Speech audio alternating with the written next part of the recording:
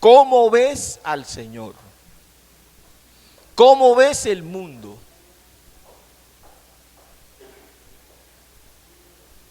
¿Qué realidad entiendes a través de la palabra de Dios? El profeta Oseas tuvo una doble visión. No voy a hablar de su vida porque podrías tú estar juzgando al Señor por lo que hizo con el profeta. Le dijo que se casara con una prostituta y cuando ella se divorciara de él, tenía que irla a buscar nuevamente. Y cuando volviera a suceder, tenía que irla a buscar nuevamente. Eso para nosotros es bastante delicado, porque a veces vemos a Dios en un perfil de dignidad. ¿Cuántos dicen amén? Y Él no sale de ahí. Yo creo que nosotros cumplimos una función. Yo sé para qué fui llamado al pastorado. Y eso tiene que ver con soportar las múltiples tentaciones o los múltiples ataques desde todos los contextos. Yo podría decir que el 70% de los ataques vienen de la misma familia de la fe y el 30% viene del mundo. Oseas demostró que era un profeta de Dios, soportando. La analogía muestra de que él tenía que vivir el problema que tenía Israel con Dios.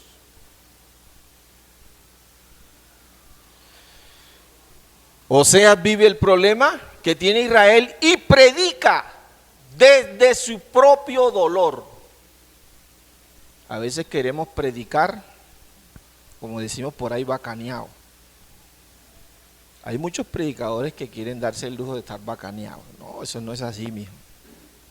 Aquí se estrella más de un predicador. Cuando Dios nos llama, si bien nos llama para ser bendecidos, ¿cuántos dicen amén? Amén. Tener vida eterna, también tenemos que entender que hay un contexto de sufrimiento.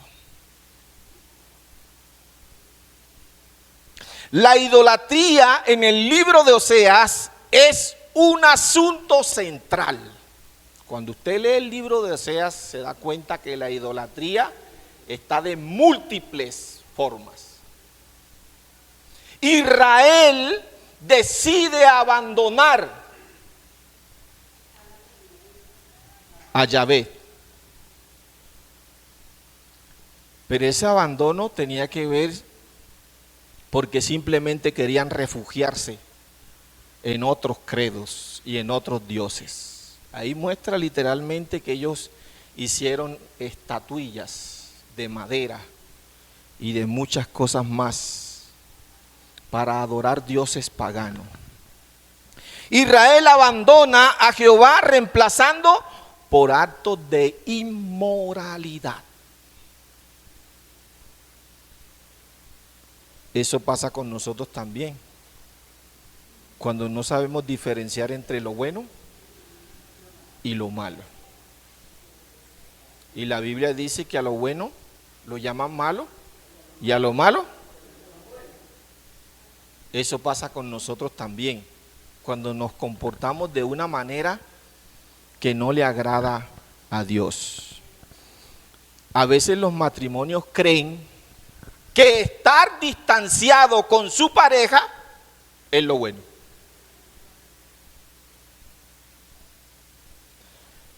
Por eso pereció el pueblo de Israel.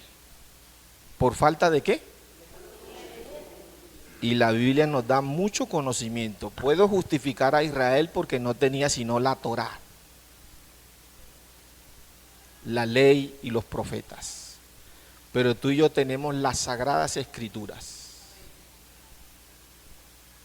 No tenemos justificación para vivir una vida familiar en desorden. Pero bueno, así más de uno lo quiere. Lo que llama la atención del pasaje de Oseas es que Dios no está hablando a cualquier persona, a X o Y persona, ni a los incrédulos. Le está hablando a su pueblo directamente. Y eso es lo que tú vienes a escuchar aquí. ¿Cuántos de aquí son pueblo de Dios? ¿Cuántos de aquí son pueblo de Dios?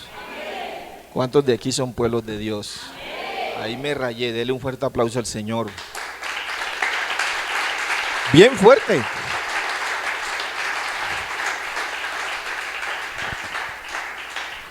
Oseas nos ofrece en el desarrollo de toda esa escritura las quejas y advertencias contra la forma en que actúa Israel hacia Yahvé. Quejas y advertencias. Ya tocó el airecito para el piso. Sí, de más que sí. No, pero déjelo prendido, hermano. No, él no se cae. En el nombre de Jesús.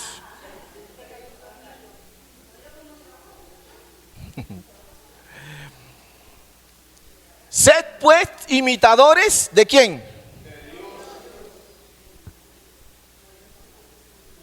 Pero ¿por qué no me terminó el texto? Léalo bien fuerte toda la iglesia.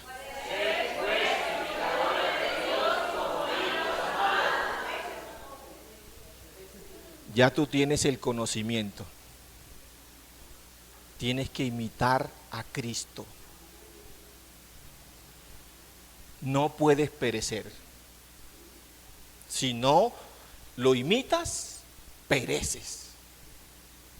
Pero si lo imitas, te consideras hijo de Dios. ¿Cuántos dicen amén? La estructura primaria se divide en dos partes. La primera parte, capítulo 4 al capítulo 11, y la segunda parte, capítulo 12 al capítulo 14. En ambas se desarrollan estas quejas y advertencias con una sentencia para ser destruido, literal. Te lee el texto y se da cuenta las consecuencias. Sin embargo, a pesar del pecado hay una esperanza y misericordia de parte de Dios. Siempre el Señor quiere salvaguardar a Israel. Siempre el Señor quiere protegerte, salvaguardarte. ¿Cuántos se quieren ir con Jesús? Y ese es el propósito del Señor. No es que tú te pierdas, pero si tomas una decisión errónea, seguramente te vas a perder. Al igual que el versículo 1 del capítulo 4, note que se señala la palabra conocimiento. Oseas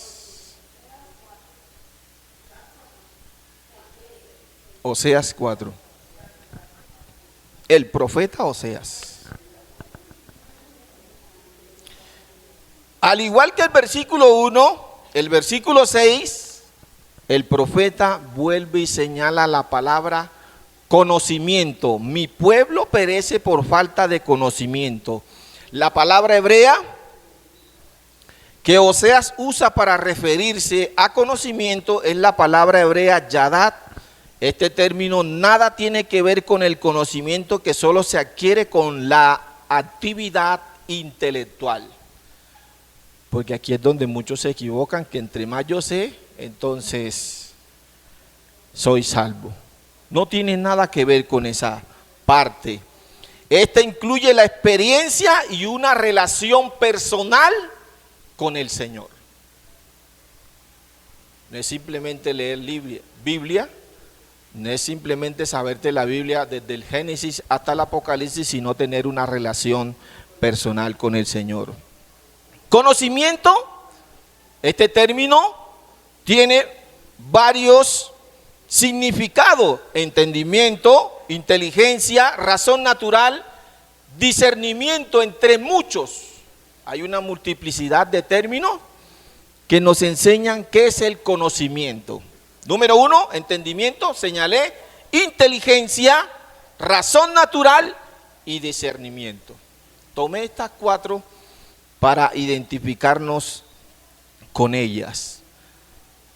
El conocimiento es la facultad del ser humano para comprender por medio de la razón la naturaleza. El conocimiento es la acción y efecto de conocer, es decir, de adquirir información valiosa para comprender la realidad por medio de la razón, el entendimiento y la inteligencia. Es el resultado de un proceso de aprendizaje. Mire, hay cristianos que tienen 5, 10, 15 años y todavía no tienen conocimiento de las Sagradas Escrituras. Porque se sujetan a teorías, y eso era lo que hacía el pueblo de Israel. Conocimiento. ¿Qué tanto, para los matrimonios que están aquí, qué tanto conoces tú a tu cónyuge? Conocimiento. ¿Qué tanto conozco yo a mi esposa? ¿Qué tanto conoces tú a tu esposo? Porque necesitas conocerlo, ¿o no? Por algo te casaste. Por algo formaste una vida matrimonial. Eso no significa que en el primer error tengas que despacharlo o despacharla. Ni aún vengan múltiples errores. Jesús dice que debes de perdonar 70 veces. No lo dice el pastor Gustavo. ¿Lo dice quién? Pero a veces queremos desechar ese conocimiento. Por eso es que la iglesia evangélica en Colombia está sufriendo una fractura grande con los matrimonios. El porcentaje de divorcio se ha incrementado. Perecen por esa falta de conocimiento, y no porque no la tengan, sino porque simplemente no quieren acatar lo que las Escrituras les quiere enseñar para que sostengan. La Biblia dice que al hombre se le entregó, y es una dicha, se le entregó la ciencia del mal y del bien. Génesis capítulo 2 o capítulo 3. ¿Y eso fue malo? Yo les hago una pregunta, ¿eso fue malo? No. Porque ya el ser humano tenía la capacidad para discernir. Si bien el Señor le dijo, de ese árbol no puedes comer porque morirás, también el Señor le dio garantías para que en su capacidad de discernir le dijera, Señor, perdóname porque probé de la ciencia del bien y el mal. Pero ¿sabes qué hizo Adán y Eva? Lo que hicieron Israel. Se sumergieron en la vergüenza. Eso es lo que pasa cuando nosotros cometemos pecados delante del Señor. No sabemos dónde nos vamos a esconder. Porque David decía, si me meto en lo profundo del mar, y nosotros decimos, si me voy para la costa, si me voy para Bogotá,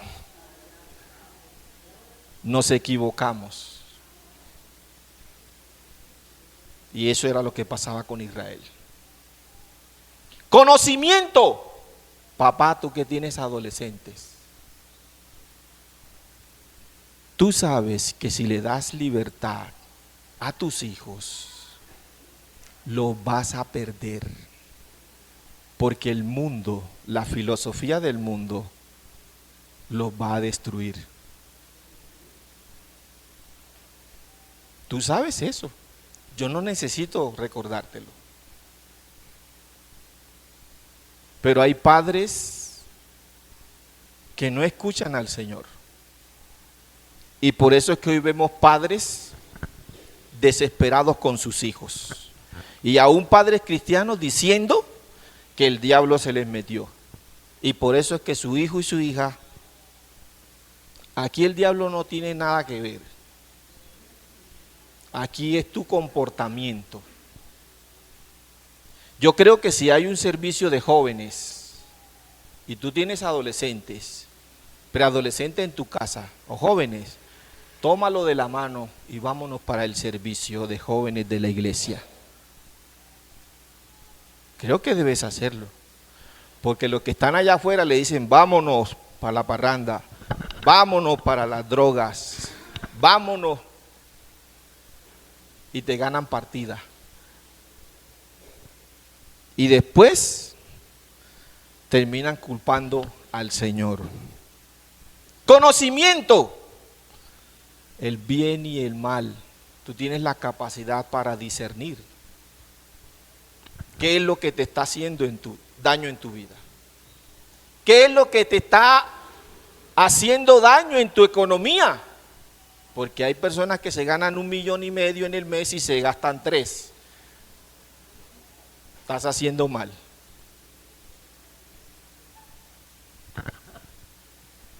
Conocimiento. Dice la Biblia que Juan vio el número de los redimidos. ¿Cuántos dicen amén? ¿Tú estás ahí? Solamente 3. Porque Juan vio el número de los redimidos. Yo estoy ahí. Si Juan me vio ahí, tengo que alabar y glorificar el nombre del Señor constantemente, una y otra vez, porque Él vive y reina por los siglos de los siglos. Aleluya, bien fuerte.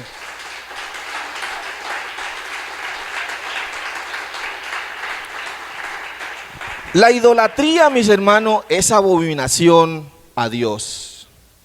La idolatría es abominación a Jehová. Y a veces nosotros tomamos este concepto para juzgar a los demás. Y cuando juzgamos a los demás, estamos diciéndole al otro credo que mi credo es el verdadero. Y debes de estar seguro en quién has creído. Si bien la misma palabra nos confronta para mirar la religiosidad en todos los contextos, no tenemos los argumentos para juzgar a los demás. Lo que sí tenemos es argumentos para orar por los demás. Y decirle al Espíritu Santo, Señor, de alguna manera toca los corazones, porque yo creo que estoy en la verdad. La idolatría infectó a Israel del norte. Ellos decidieron refugiarse en los dioses paganos. Hicieron imágenes. Y eso pasa en nuestra sociedad. Pero peor aún, confundieron lo sagrado, confundieron la devoción a Dios por inclinarse a otros dioses. Y eso es lo que pasa también hoy día en el cristianismo. Confunden lo sagrado por aquello que no le agrada al Señor. Y creo que una de las cosas es cuando tú utilizas pretextos dentro del templo para justificar tu actitud. Si tienes el conocimiento, si tienes la sabiduría, el propósito es que tú entres a este lugar sagrado y a otros lugares que son sagrados como este y entres en devoción al Señor, a adorarlo como Él se merece. Conocimiento. A veces creemos nosotros que en el Seminario Bíblico de Colombia o en cualquier instituto nos van a enseñar a predicar, estás equivocado, jóvenes que están aquí, si tienes eso en mente. El conocimiento para enseñar no lo adquieres en un instituto o en un seminario. No te van a decir paso 1, paso 2, paso 3. El conocimiento lo adquieres leyendo las Escrituras. Y el seminario o el instituto está para corregir aquellas falencias o aquellos detalles donde te has equivocado. Por eso es que muchos perecen, predicadores, perecen porque ellos dicen, y hay unos que se equivocan grandemente, que no necesitan estudiar porque el Espíritu es el que les da todas las capacidades. Y sí, pero también se equivocan en muchas cosas. Mire, la nación hinduista tiene 330 millones de dioses. Para uno predicar en esa nación es complicado, porque si tú llevas a Cristo, ellos te van a aceptar a Cristo y lo van a acomodar junto con los 330 millones de dioses. Eso es lo que van a hacer. Y más aún, cuando no tienen una revelación y un credo. La parte budista, a mí me da tristeza con algunos porque creen que el Buda es un muñequito gordito y barrigón que le soban la barriguita y les da plata. Eso es una falsedad. El Budas, el propio Budas, es un hombre reseco. Dice la historia que él se comía un grano de arroz en el día.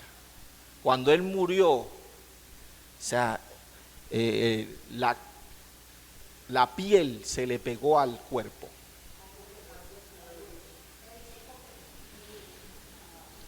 Sino que hoy en día te vendieron una idea. La filosofía del mundo siempre te va a vender las ideas. Y por eso es que tú ves los budas allá afuera por cantidad. Y más de uno te dice, cómpralo. Y ese no es el Buda. Buda, ¿sabe qué hizo Buda? Salió a la vida y se encontró con el sufrimiento. Y dijo, esta es la realidad. Ahora entiendo la realidad. Ahora entiendo muchas cosas. Y al final terminó diciendo 4 verdades: el sufrimiento, la causa del sufrimiento, el sufrimiento como deseo y la senda que conduce al sufrimiento.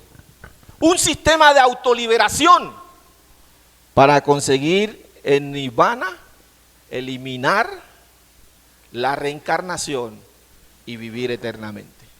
Ese es el concepto del budismo. Da tristeza cuando nosotros, o cuando un cristiano posee estos muñecos en casa. ¿Sabías tú que hay muchas representaciones que se toman cristianos y colocan al lado del televisor? No te las voy a mencionar porque sé que vas a llegar a casa destruyendo muchas cosas. El pueblo de Israel había desechado el conocimiento por intereses propios. El pueblo de Israel había sido para Dios todo. Pero ellos decidieron utilizar sus propios intereses para beneficio, supuestamente, de ellos. Instruyeron un sacerdocio ilegítimo, versículo 1 del capítulo 4, corrompieron moralmente, versículo 2, profanaron las cosas sagradas, versículo 13, se habían olvidado voluntariamente a Dios de su ley y sus mandamientos. Versículo del mismo capítulo, versículo 13. Su pecado no era simplemente desconocer la ley de Dios, era su disposición constante para rechazar todo lo que venía de Dios. Reconocer que lo que viene de Dios no es agradable. Para nosotros es desagradable dejar el pecado. Lo digo como ser humano. Es desagradable porque constantemente el ser humano está, aún el que está en Cristo, está luchando contra la naturaleza pecaminosa para no mentir, para no engañar, para no maltratar al prójimo, para amar a sus enemigos. Constantemente está en esa lucha. Es difícil para nosotros. Para el incrédulo no es difícil. Simplemente toma su forma de vida y lo que hace es seguir su ritmo. Israel había rechazado, ignorado y olvidado conscientemente la palabra de Jehová sin intención de recordarla. Eso es lo que pasa cuando nosotros somos oidores olvidadizos. Venimos, escuchamos la palabra para corregir, pero salimos y terminamos siendo como el pueblo de Israel. Versículo 18 del capítulo 4. Israel constantemente estaba delante de Dios, imponiendo de alguna manera su forma de devoción a Yahvé. Las consecuencias por la falta de conocimiento, capítulo 3, Dios había rechazado su sacerdocio, sus sacrificios y su gobierno. Versículo 4, su arrepentimiento falso. Capítulo 5, versículo 4, su ruego de socorro. Versículo 14 del capítulo 5, sus profetas y su casa de adoración. Capítulo 9, versículo 8, su identificación divina con lo sagrado. Capítulo 1, versículo 9, y finalmente Dios rechaza al pueblo y su destrucción y exterminio es inminente. Dios ya había sentenciado al pueblo de Israel. Y Oseas estaba viviendo lo que Israel era para Yahvé. ¿Sabías tú que cuando hay idolatría dentro del cristiano, el cristiano se prostituye? Porque eso era lo que estaba viviendo Israel. Y Dios, Oseas era una representación de Dios. Y esta prostituta era Israel. Y cómo esta prostituta cambiaba una y otra vez y rechazaba a Oseas. Era la representación de Dios. Para que Israel entendiera en qué posición estaba, porque era tanto que escuchaba que finalmente no obedecía la presencia del Señor. Desde el capítulo 4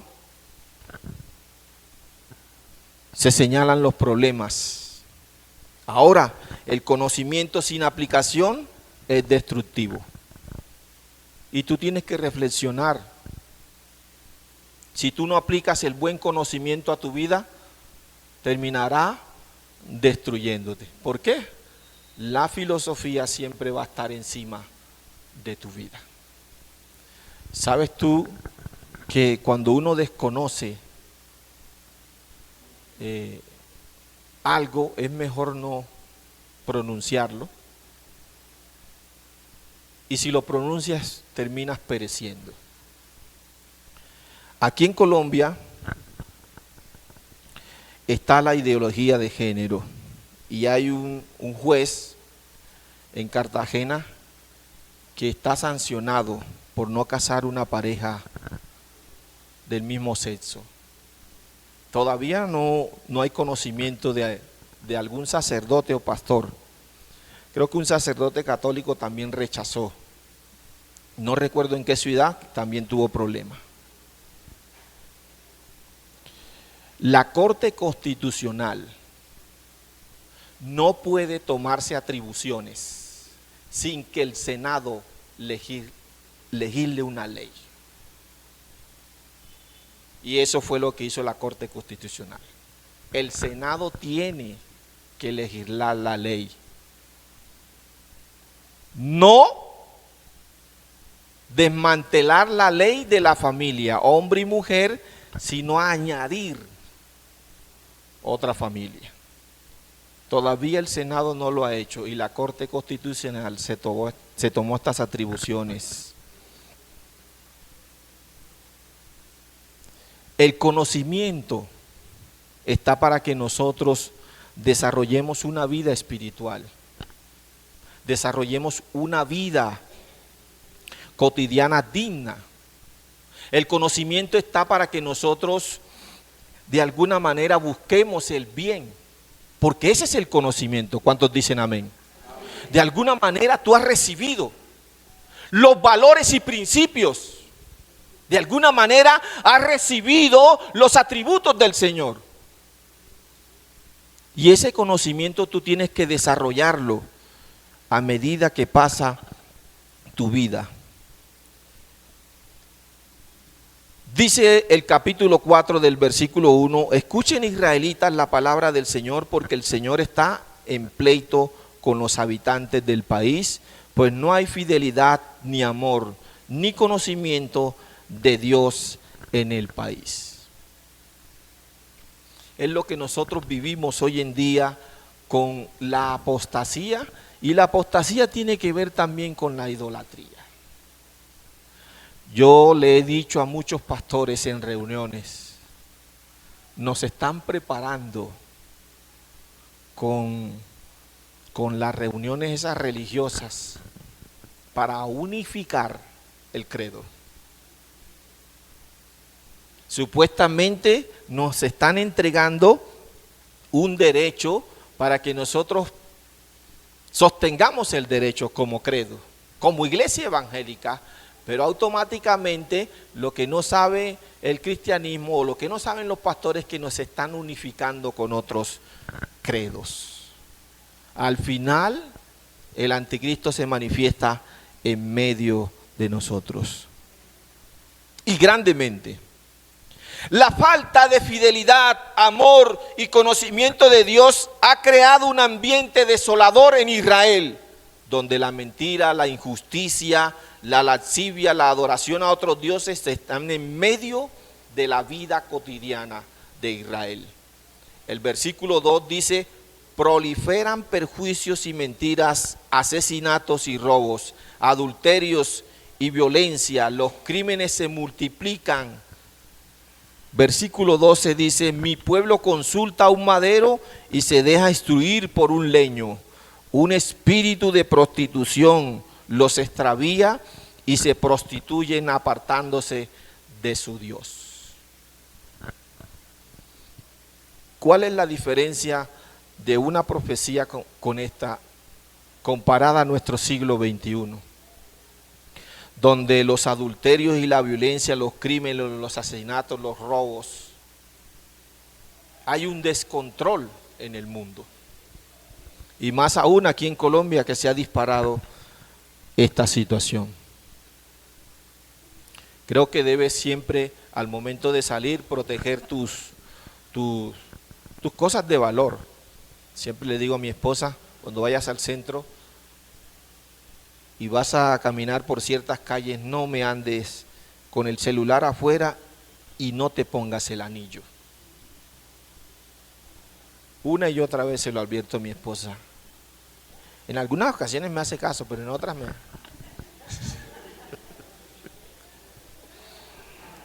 ¿Qué es lo que vivimos nosotros? Que vivía Israel en ese tiempo. Divisiones en las familias.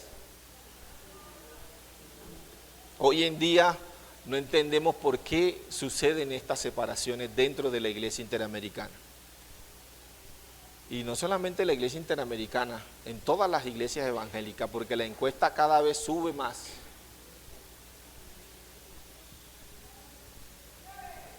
Mire, la falta de conocimiento nos lleva a nosotros a no entender la realidad. La Biblia dice, creo que en Primera de Timoteo, por se me escapa el capítulo, si alguien lo tiene, pues me lo... Dice que el que no provee para su casa es peor. Y esas son palabras mayores, ¿no? Porque una cosa es ser incrédulo y otra cosa es ser peor. Y esto lo digo porque hay muchos caballeros que no proveen para su casa.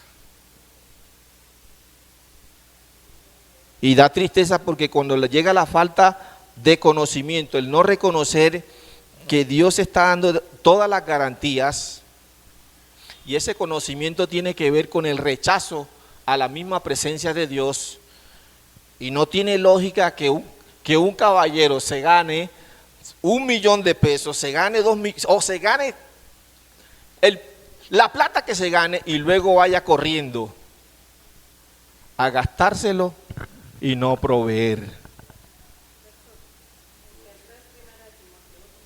5:8, Primera de Timoteo 5:8. El conocimiento es importante para nosotros. Yo creo que si el Señor nos manda a nosotros a mantenernos en unidad, ¿qué tenemos que hacer? Por ahí hay una cita bíblica, no la anoté, está en Primera de Corintios, bueno, no la anoté en el momento, habla sobre el cuerpo, dice que el cuerpo está unido, que el ojo no le puede decir al brazo, no te necesito, yo soy libre, no te necesito, ¿cierto? Se me escapa la cita. Primera de Corintios 12. Que la cabeza no le puede decir a la pierna, al pie. Pero hay cristianos que toman el conocimiento de la libertad y creo que esta libertad termina destruyéndolos, porque terminan separándose. Al final de ese capítulo dice que Cristo es el vínculo de esa unidad. Y si tú y yo vamos a trabajar, lo vamos a hacer juntos. ¿Cuántos dicen amén? No vamos a trabajar por nuestra propia cuenta, porque ese no es el conocimiento que nos ha dado el Señor. En el texto bíblico también se muestra la esperanza y la misericordia de Dios, la que nosotros anhelamos. ¿Cuántos de aquí desean ser salvos? ¿Cuántos de aquí son salvos?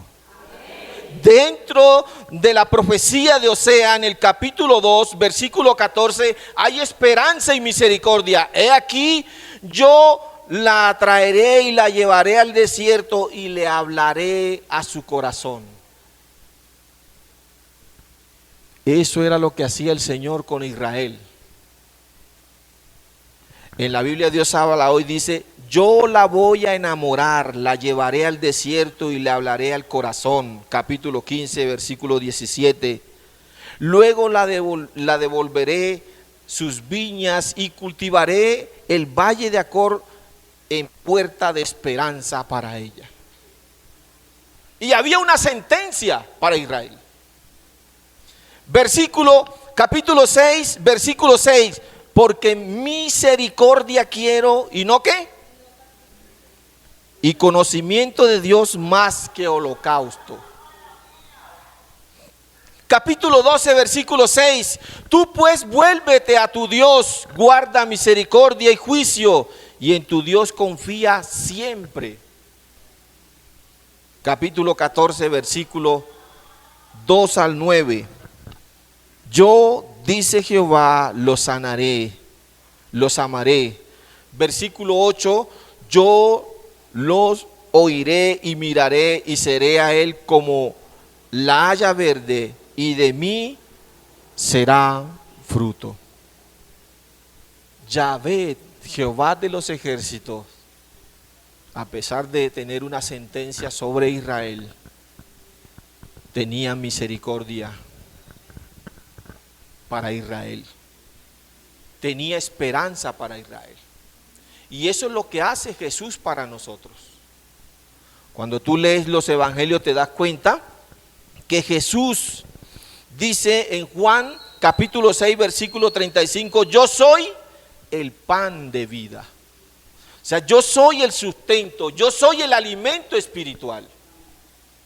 En el versículo del capítulo 8, versículo 12, dice que es la luz del mundo, el entendimiento y la sabiduría.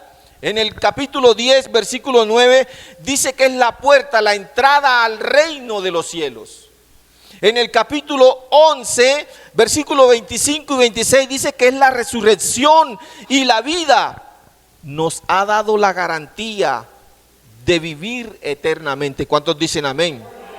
Y en el capítulo 14 y capítulo 15, versículo 6 y versículo 5, dice, yo soy el camino, la verdad y la vida. No hay otro mediador. Jesucristo es el que nos lleva. Luego dice, yo soy la vid. Por efecto del Espíritu Santo, tú y yo tenemos que dar frutos. Por efecto del Espíritu Santo, porque si Jesús es la vid, ¿nosotros qué somos?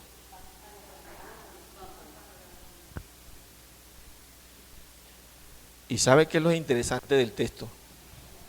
Que viene el labrador. ¿Quién es el labrador?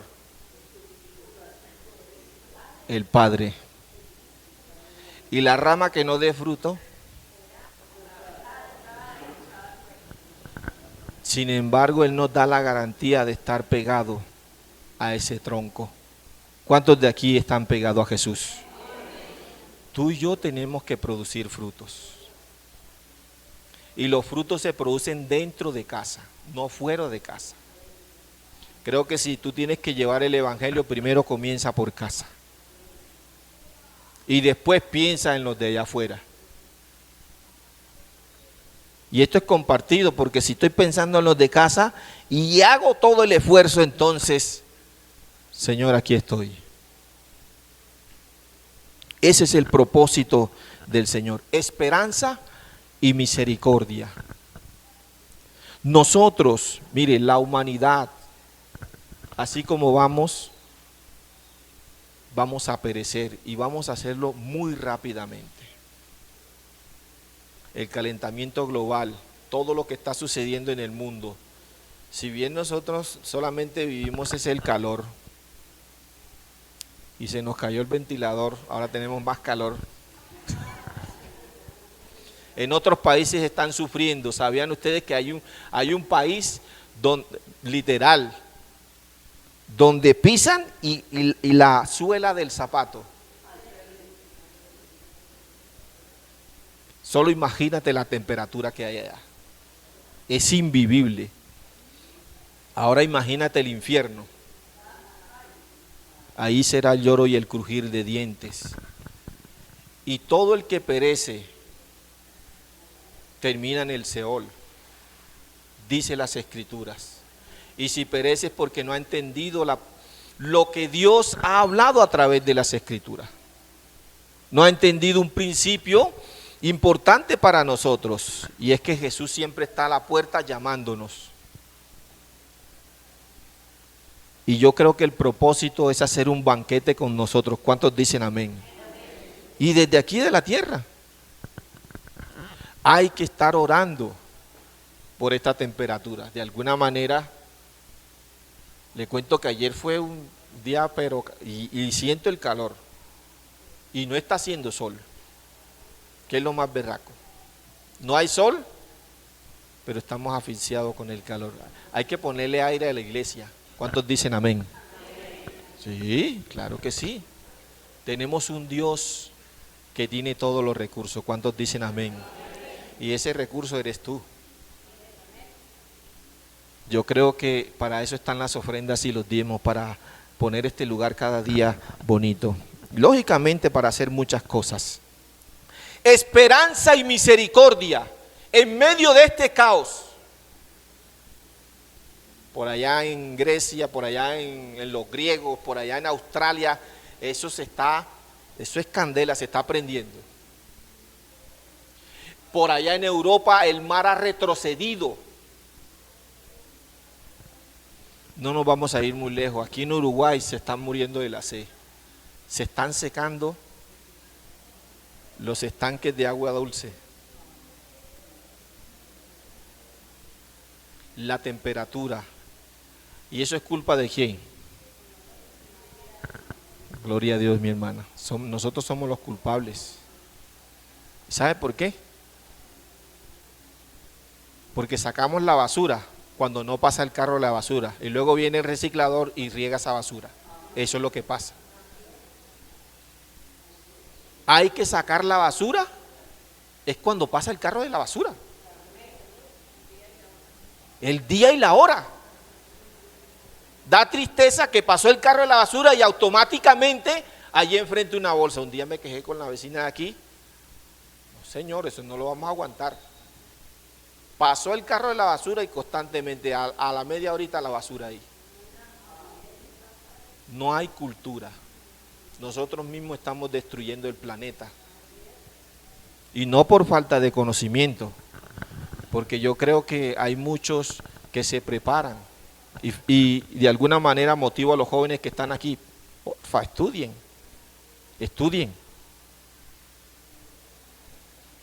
y ojalá que cuiden al medio ambiente.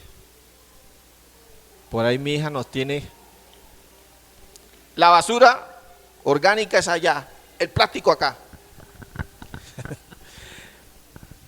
Yo creo que nosotros tenemos todo el conocimiento. Mire, se aproximan unas elecciones. ¿Ya le oraste al Señor? ¿O será que estás pensando que la ultraderecha, la ultraizquierda, la derecha o los partidos van a salvar a Colombia? Por eso es que muchos cristianos hoy en día perecen. Por ahí en las redes sociales vi a un cristiano que eso defendió el gobierno y hace unos días miré en las redes sociales y yo le dije, ¿qué te pasó? Ahora está masacrando al gobierno, diciendo que todo es lo mismo. Y le, ¿te fijas? ¿Por qué idolatras? Simplemente porque no ha entendido lo que Dios quiere para su vida. A nosotros nos toca orar por los gobernantes. ¿Tú lo estás haciendo? Porque el propósito es ese, que haya buena salud.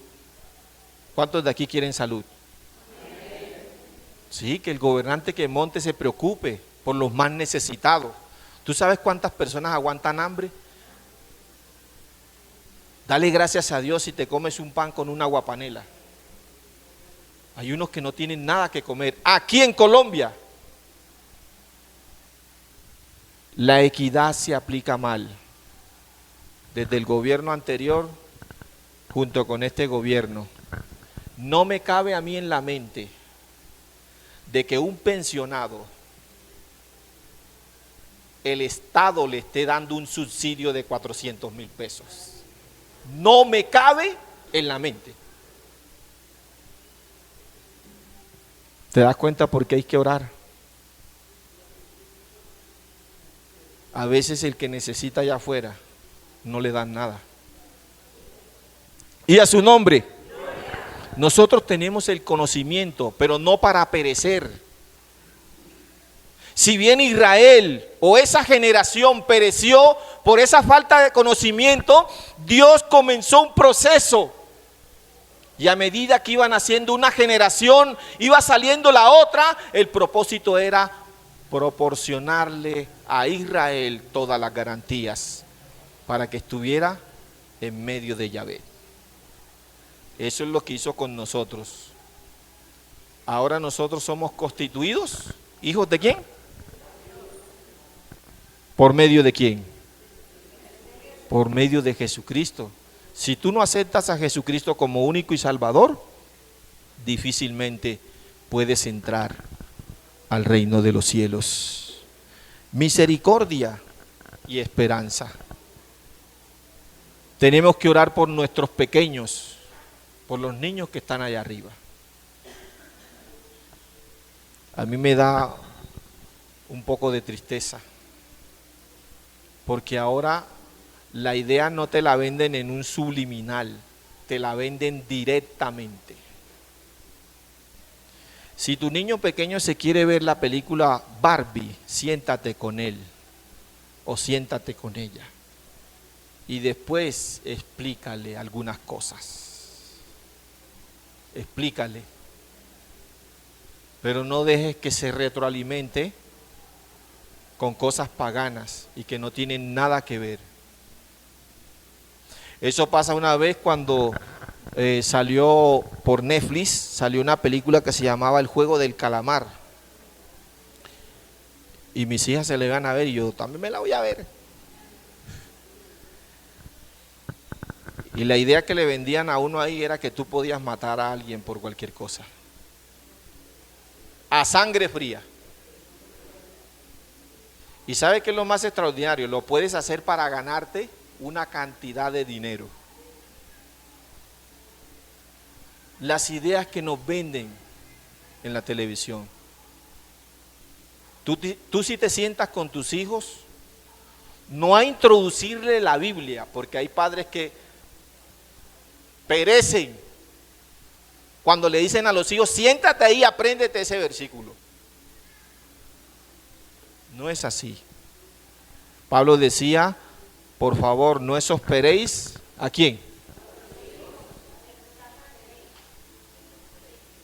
Exasperéis. Gracias, hija.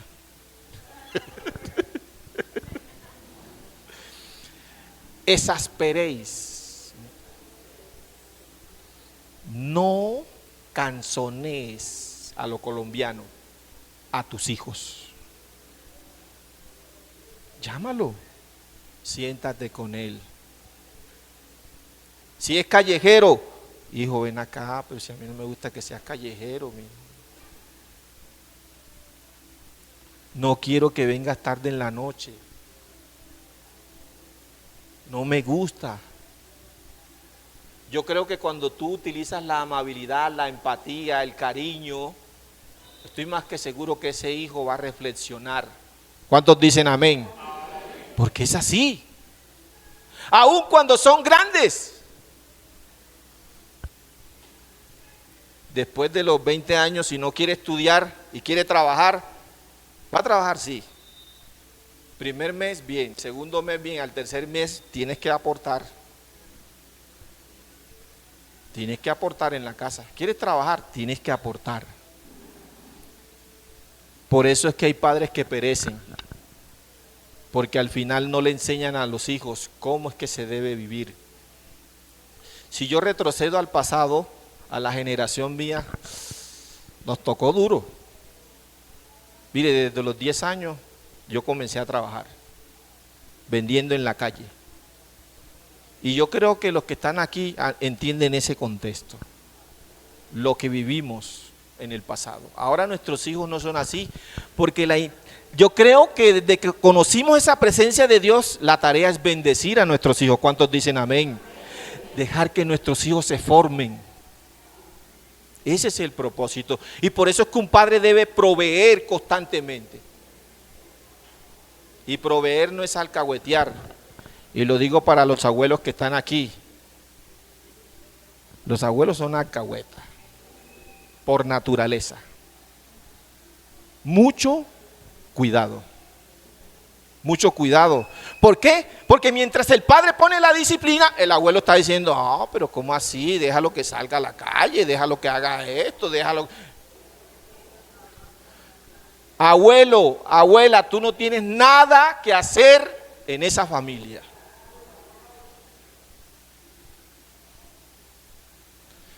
Si quieres, creo que la manera digna es aportarle y decirle, nieto, ven acá, lo que dice mamá y papá es verdad. No puedes. Y yo no te voy a apoyar eso. Así que si tú quieres que yo te dé semanalmente 5,000 pesitos porque soy pensionado, pórtate bien. ¿Sí? Yo creo que el conocimiento nos ayuda, de alguna manera nos ayuda a vivir dignamente. ¿Cuántos dicen amén? Nos ayuda a amar, nos ayuda a tener empatía con los demás, nos ayuda a ser más amigable, nos ayuda a ser menos violentos, nos ayuda a cometer menos errores, nos ayuda a avanzar en el propósito del Evangelio. Y felicito a aquellos que se van a bautizar. Es un paso de obediencia. Estamos preparándonos para ese día. Ese día no va a haber escuela dominical aquí, lo voy a hacer afuera. Ya le dije al Espíritu Santo ya. Uy, sí. ¿Cuántos dicen amén? Ay, sí, todos a pasear. Vamos a orar para que ese día haya una fiesta bien grande. Y también el propósito es evangelizar a todos los que quieran ir ese día. Conocimiento para obtener esperanza y misericordia. Israel o la generación siguiente lo obtuvo. Y generación tras generación, el Señor ha bendecido a Israel. Hoy no sabemos la posición de Israel, aunque puedo leer muchas cosas, y es que Israel de alguna manera se coloca en un muro a colocarle las peticiones a Yahvé, descuidando al Rey de Reyes y Señor de Señores. Ahora se lamentan porque no tienen el templo. Pero si Jesús ya nos dio el templo, ¿cuántos dicen amén? ¿Cuál es el templo de Jesús? Nosotros. Eso es lo que no ha entendido Israel. Quiere nuevamente la estructura. Y yo creo que si la presencia de Dios nos dice claramente, tenemos el conocimiento que somos templo. Por favor, cuando salgas a comer comida chatarra, no abuses porque dañas el templo. Sí, es así.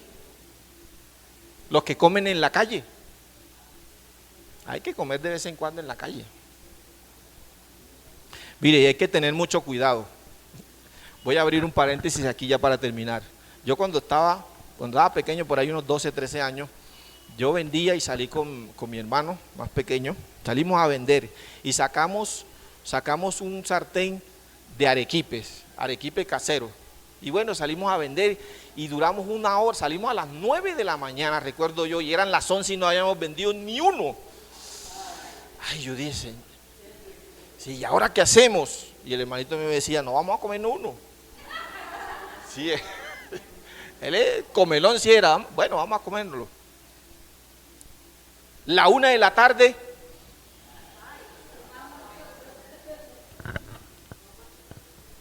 y bueno, yo le dije, no, aquí la única solución es entregar esto, entreguemos esto, y nos metimos por un barrio donde ese barrio no había alcantarilla. Yo lo recuerdo. Mucho cuidado con lo que comen en la calle. Cuando íbamos pasando por un puente, yo llevaba el sartén y pisé una tabla. Ay, hermano. Pero como el puente tenía unos palos largos para uno sostenerse, cuando yo piso la tabla, yo agarré el palo, pero sin embargo la di el sartén y cayeron. Nosotros sacamos como 150 arequipes y cayeron alrededor de unos 70 arequipes en las aguas negras.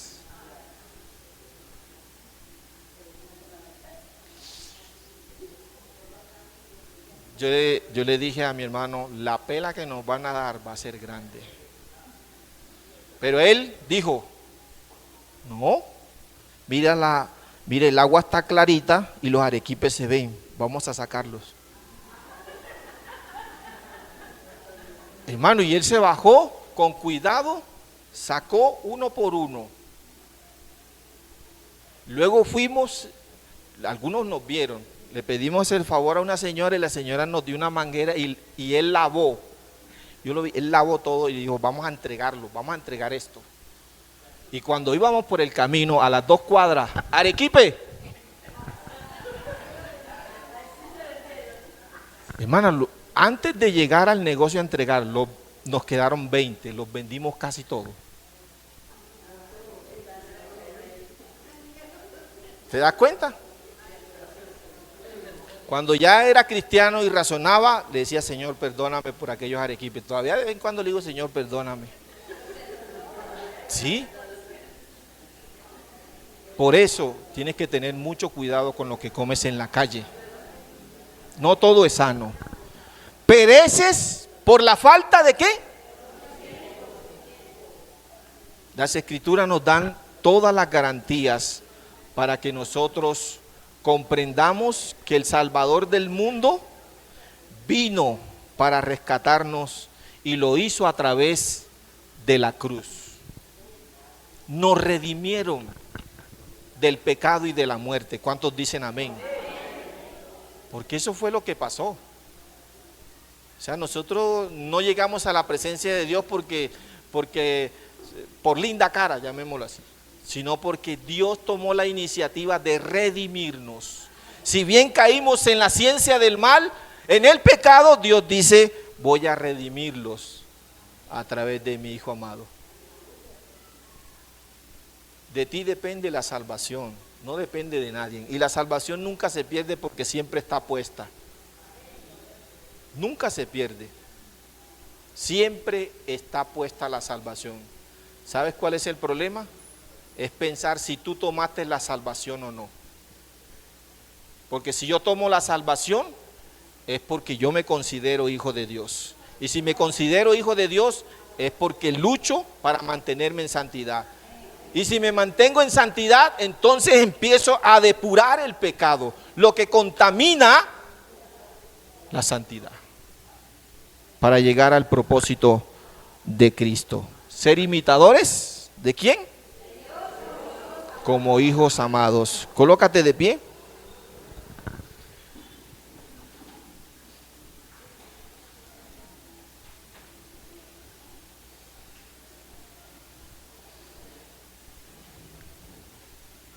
Cierra tus ojos y vamos a orar. Dale gracias al Señor.